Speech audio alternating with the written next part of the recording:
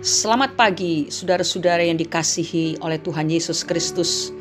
Sungguh suatu keuntungan dan kebahagiaan yang tidak terkira oleh karena pribadi kita selalu diingat oleh Tuhan. Terbukti setiap hari Tuhan memelihara kita, dan pagi hari ini juga di hari Senin 18 April 2022 kembali Tuhan menyediakan berkat rohani lewat renungan yang berjudul Ingatlah akan Aku. Untuk itu kita membaca satu ayat di dalam Injil Lukas pasal 23 ayat 42. Demikian bunyinya. Lalu ia berkata, Yesus, ingatlah akan aku apabila engkau datang sebagai Raja. Saudara, doa ini tidak asing lagi bagi kita. Ini adalah doa seorang pendosa yang hanya beberapa saat lagi akan berada di neraka seandainya ia tidak bertemu dengan Yesus dan bertobat. Mungkin sekali itu adalah doanya yang pertama dan sekaligus yang terakhir. Hal ini dapat terlihat dari isi doanya yang kelihatan sangat sederhana, polos, bahkan tidak mencerminkan suatu doa permohonan ampun kepada Tuhan. Ia hanya ingin diingat oleh Yesus ketika nanti Yesus datang sebagai Raja. Memang tidak semua orang mendapatkan kesempatan emas seperti penjahat ini. Di saat-saat terakhir, ia berbelok menuju ke sorga hanya karena bertemu dengan Yesus yang tidak pernah ia bayangkan sebelumnya. Dan doanya pun langsung dijawab oleh Tuhan. Ayat 43 berkata, kata Yesus kepadanya, aku berkata kepadamu, sesungguhnya hari ini juga engkau akan ada bersama-sama dengan aku di dalam Firdaus. Ada hal penting yang dapat kita pelajari dari doa sederhana si penjahat ini, yaitu imannya kepada Yesus. Sekalipun Yesus jelas-jelas sedang menghadapi kematian seperti dirinya, tetapi penjahat ini percaya di dalam hatinya bahwa Yesus sebenarnya adalah seorang raja. Yesus bukan orang jahat seperti dirinya.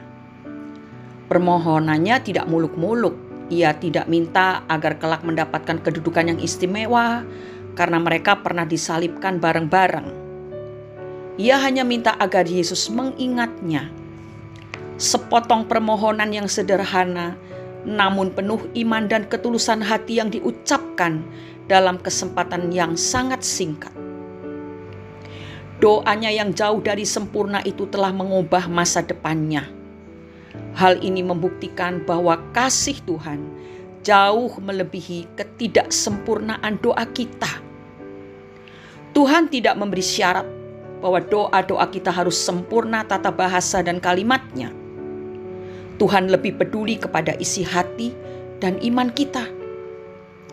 Seandainya Tuhan mengharuskan doa-doa kita sempurna kalimatnya, maka hanya para ahli bahasa dan pujangga-pujanggalah yang akan menerima pengampunan.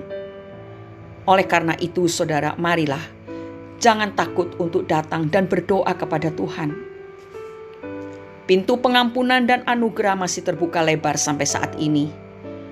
Tuhan tidak pernah menolak orang pendosa untuk datang kepadanya, karena justru untuk orang-orang seperti itulah ia datang ke dunia. Dalam keadaan apapun, Tuhan siap menerima kita.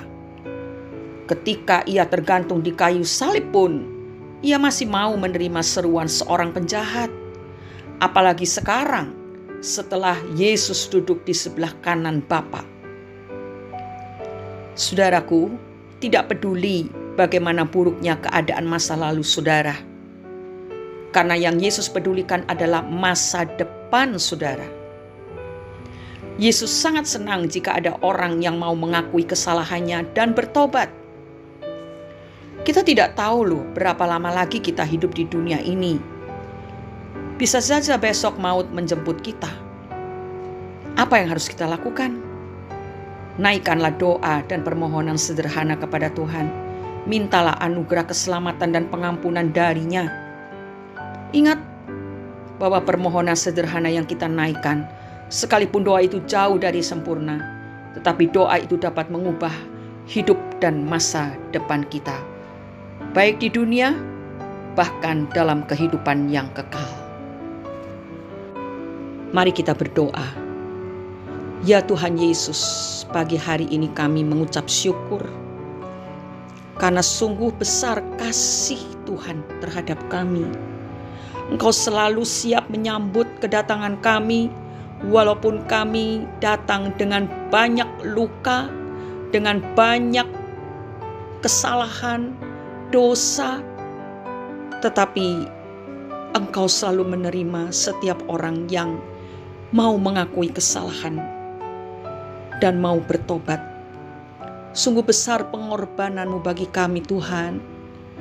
Terlalu dalam dan terlalu besar untuk dapat kami mengerti mengapa Engkau mau merelakan diri-Mu tersiksa, mati di atas salib untuk menebus dosa-dosa kami dan bangkit pada hari yang ketiga, memberikan kehidupan yang baru kepada setiap orang yang percaya kepadamu. Sungguh indah apa yang Kau pikirkan tentang kami, yang tidak bisa kami selami, tetapi kami selalu mengucap syukur, dan pagi hari ini kami serahkan hidup kami. Kami ingin mengabdikan hidup kami untuk berjalan di jalan kebenaran, untuk mengikuti apa yang Engkau perintahkan kepada kami sebagai pengikut Yesus yang sejati, sebagai hamba yang setia, melayani Raja di atas segala raja. Inilah doa kami yang kami naikkan dengan segenap hati di dalam nama Tuhan Yesus Kristus. Amin. Doa yang paling sederhana dapat menghapuskan hukuman dosa seberat apapun. Selamat beraktivitas.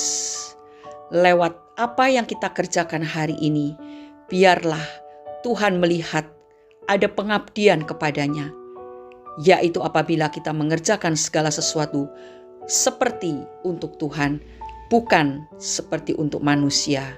Tuhan memberkati, Roh Kudus memberikan hikmat kepada kita semua. Amin.